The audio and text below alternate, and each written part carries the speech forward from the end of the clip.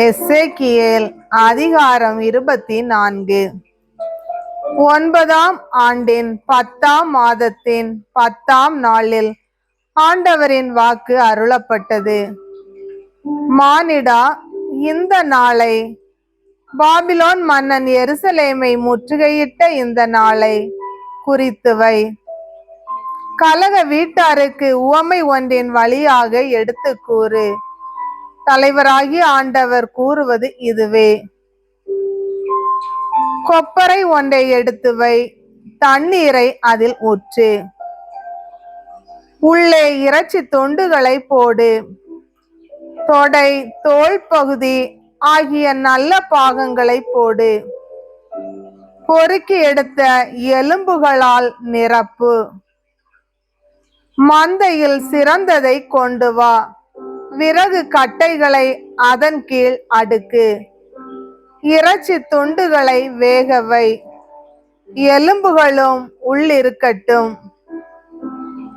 ஏனெனில் தலைவராகிய ஆண்டவர் இவ்வாறு கூறுகிறார்: குருதியை சிந்தும் நகருக்கு ஐயோ கேடு! துருப்பிடித்த கொப்பரை இது, இதன் துரு நீங்கவே இல்லை. ஒவ்வொரு துண்டாய் அதிலிருந்து எடு, தேர்வு செய்து எடுக்க வேண்டாம். ஏனெனில் அவள் சிந்திய குருதி அவள் நடுவில் உள்ளது.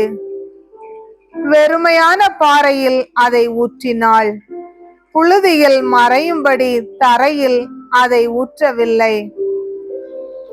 சினத்தை கிளறவும் பழி வாங்கவுமே புழுதியில் அதை மறைக்காது வெறுமையான பாறையில் ஊற்ற செய்தேன். எனவே தலைவராகிய ஆண்டவர் இவ்வாறு கூறுகிறார்: குருதி சிந்திய நகருக்கு ஐயோ கேடு! விறகுகளை நானும் உயரமாய் அடுக்குவேன்.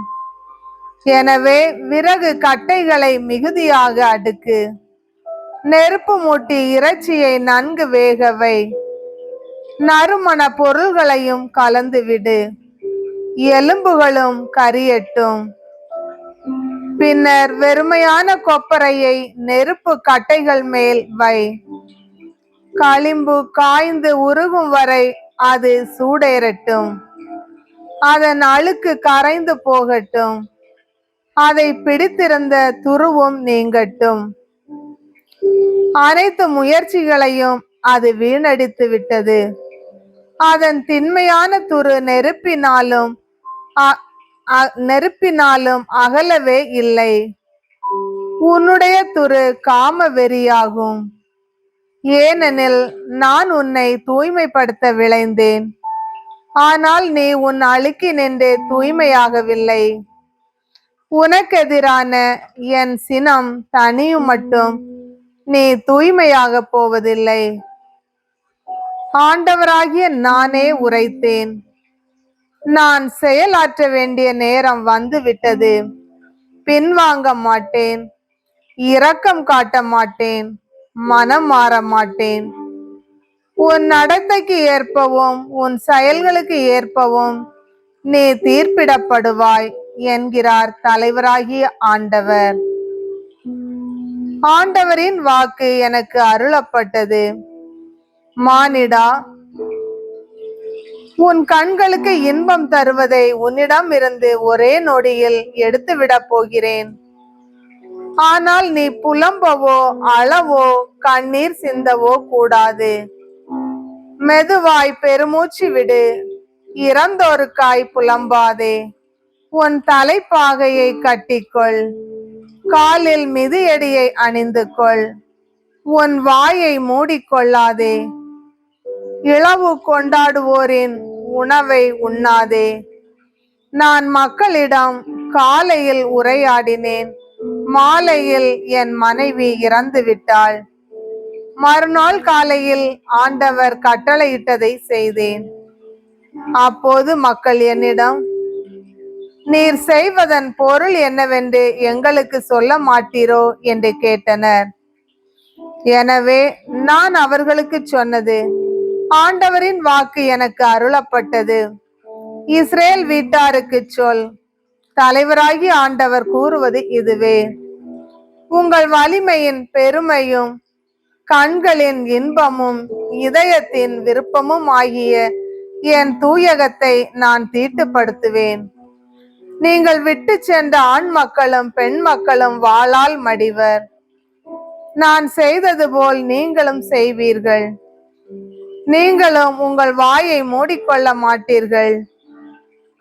இளவு கொண்டாடுவோரின் உணவை உண்ணவும் மாட்டீர்கள். தலைப்பாகையை உங்கள் தலையில் வைத்திருப்பீர்கள். கால்களில் மிதியடிகள் இருக்கட்டும். நீங்கள் புலம்பவோ அளவோ மாட்டீர்கள். ஆனால் உங்கள் குற்றப்பழி குறித்து தளர்வுற்று உங்களிடையே புலம்பிக் கொள்வீர்கள். இவ்வாறு எசேக்கியேல் உங்களுக்கு ஓர் அடையாளமாய் இருப்பான்.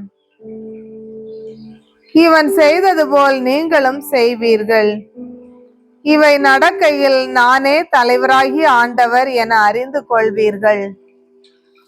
மானிடா, நான் அவர்களிடமிருந்து அவர்களுடைய வலிமை, மகிழ்ச்சி, மாட்சி, கண்களின் இன்பம், இதயத்தின் விருப்பம் ஆகியவற்றையும் அவர்களுடைய ஆண் மக்கள் பெண் மக்கள் யாவரையும் என்று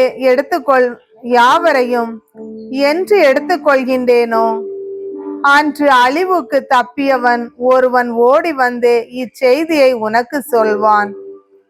அப்போது உன் வாய் திறக்கப்படும். தப்பி வந்தவனிடம் நீ பேசுவாய், மௌனமாய் இருக்க மாட்டாய். இவ்வாறு நீ அவர்களுக்கு ஓர் அடையாளமாய் இருப்பாய். நானே கடவுள் என்பதை அவர்களும் அறிந்து கொள்வார்கள்.